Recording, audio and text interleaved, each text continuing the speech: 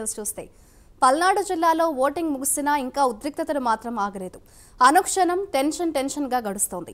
నిన్న ఉదయం నుంచి ఉద్రిక్తతలు చోటు చేసుకున్నాయి. మాచర్ల, గురజాల వంటి ప్రాంతాల్లో ఘర్షణలు చెలరేగాయి. గురజాల నియోజకవర్గంలోని తంగడి గ్రామంలో ఇరు వర్గాలు బాంబులతో దాడులకు దిగాయి. దీంతో కొన్ని వాహనాలు ధ్వంసమయ్యాయి. 10 మందికి తీవ్ర గాయాలు కావడంతో వారిని ఆసుపత్రికి తరలించారు.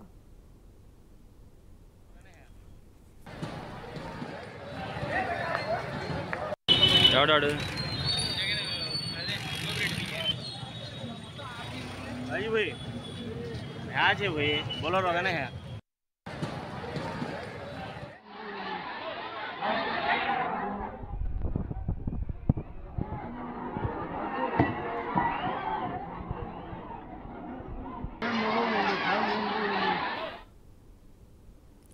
ఒక ఓటు విషయంలో తలెత్తిన వివాదంలో తంగడ గ్రామంలో 2 వర్గాల మధ్య దాడులు జరిగాయి. సత్తెనపల్లిలోనూ కొన్ని గ్రామాల్లోనూ ఉద్రిక్తత నెలకొంది. పోలింగ్ కేంద్రంలో ఈవీఎం మిషన్లు పగలగొట్టడంతో ఈ కేంద్రంలో రీపోలింగ్కు ఆదేశాలు జారీ చేసే అవకాశాలు కనిపిస్తున్నాయి. నరసరావుపేటలో టీడీపీ, వైసీపీ వర్గాల మధ్య పోలింగ్ ముగిసిన తర్వాత కూడా ఘర్షణలు జరుగుతున్నాయి.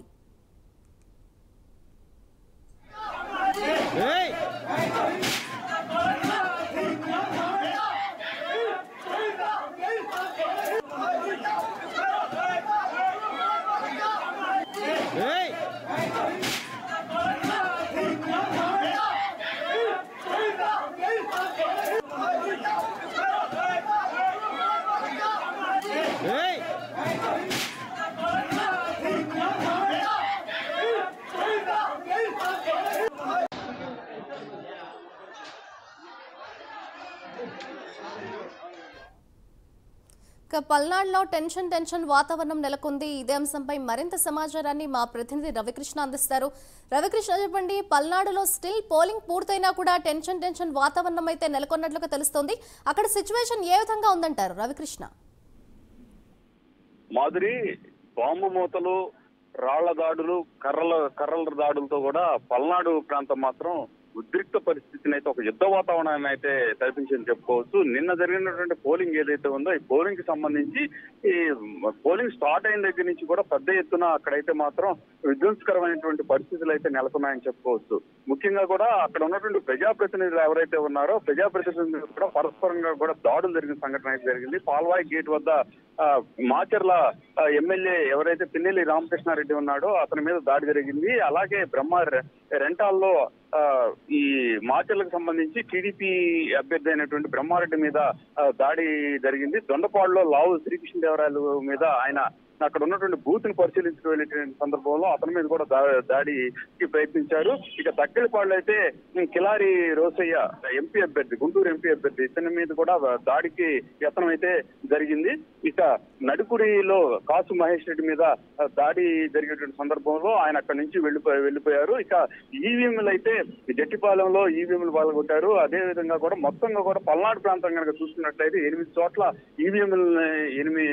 ఈవీఎంలను అయితే ధ్వంసం చేసిన పరిస్థితి అయితే ఉంది. దీనికి సంబంధించి ఈసీ అయితే 11 గంటల ప్రాంతంలో అన్ని పార్టీలకు సంబంధించినటువంటి నేతలతో మాట్లాడి ఆ తర్వాత ఇక్కడ రీపోలింగ్ నిర్వహించాలా లేదా అని అయితే ఒక నిర్ణయం అయితే తీసుకునే పరిస్థితి అయితే ఉంది. నరసరావుపేటకు సంబంధించి నరసరావుపేటలో తీవ్ర ఉద్రిక్త పరిస్థితి అయితే ప్రస్తుతం కూడా కొనసాగుతూ ఉన్నాయి.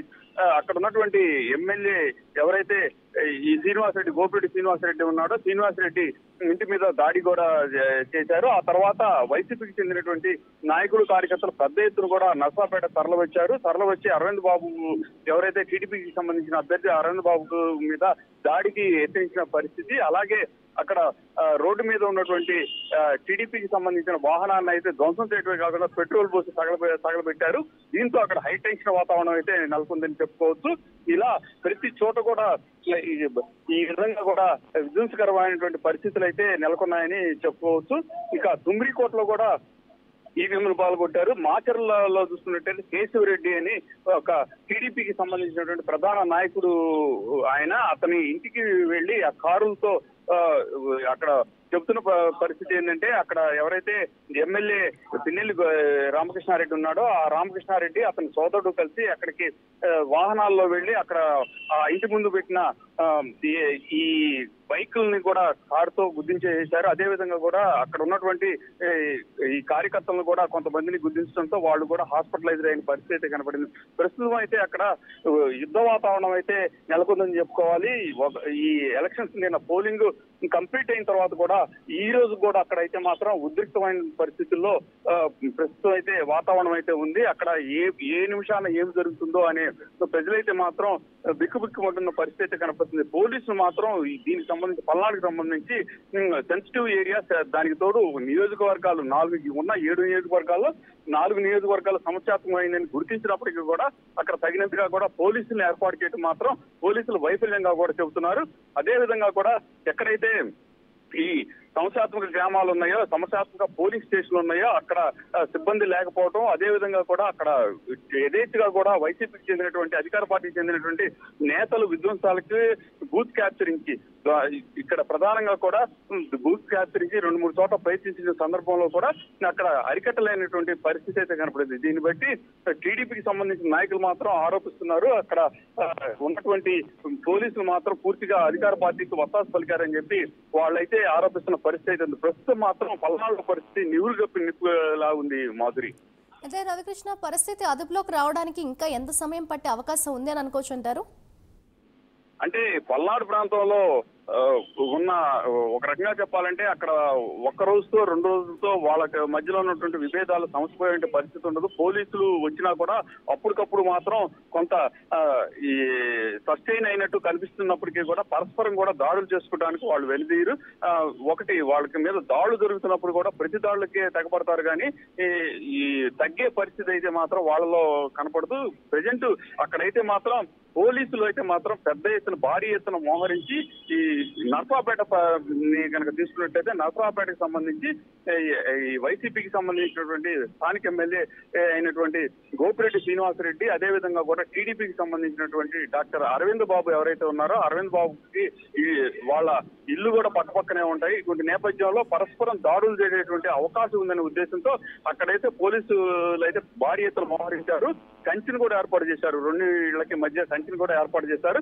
వాళ్ళ వరకు వాళ్ళు ప్రయత్నిస్తున్నప్పటికీ కూడా ఇక్కడ ఉన్నటువంటి పల్నాడు ప్రజల మనస్తత్వం డిఫరెంట్ గా ఉంటుంది. వాళ్ళు ఏంటంటే ఏదైనా సరే దాడి జరిగినప్పుడు ప్రతి దాడి చేయడంతోనే విజయం సాధించామని భావిస్తూ ఉంటారు. అంతేకాని కేసులు పెట్టాలి, వాళ్ళని కోర్టుల చుట్టూ తిప్పాలి, న్యాయస్థానం శిక్షించాలనే పరిస్థితి అయితే అక్కడ కనపడదు. అటువంటి పరిస్థితుల్లో మాత్రం పోలీసులు కూడా నిన్న కొన్ని ఏరియాలకు సంబంధించి పూర్తిగా వైఫల్యం చెందారని మాత్రం టీడీపీకి సంబంధించిన నాయకులు, అక్కడ ఉన్నటువంటి రాజకీయ విశ్లేషకులు కూడా ఆరోపిస్తూ ఉన్నారు. ఖచ్చితంగా కూడా సమస్యాత్మక గ్రామాలు, సమస్యాత్మకమైనటువంటి నియోజకవర్గాలు అని తెలిసినప్పుడు కూడా ఫోర్స్ ని పెద్ద ఎత్తున దించాల్సిన పరిస్థితి ఉన్నా కూడా ఎందుకు నెగ్లెక్ట్ చేశారని వాళ్ళైతే ప్రయత్నిస్తున్న పరిస్థితి ఉంది. ప్రస్తుతానికైతే ఈ ఎలక్షన్ కంప్లీట్ అయింది కాబట్టి మరింతగా కూడా ఫోర్స్ అయితే చేర్చేందుకు కూడా ప్రయత్నిస్తున్నారు. దీంతో కొంతగా అరికెట్టే ఏదైతే గొడవలు జరుగుతున్నాయో గొడవలు సర్దుమణిగే ప్రయత్నం అయితే పోలీసుల తరఫున చేస్తున్నారు.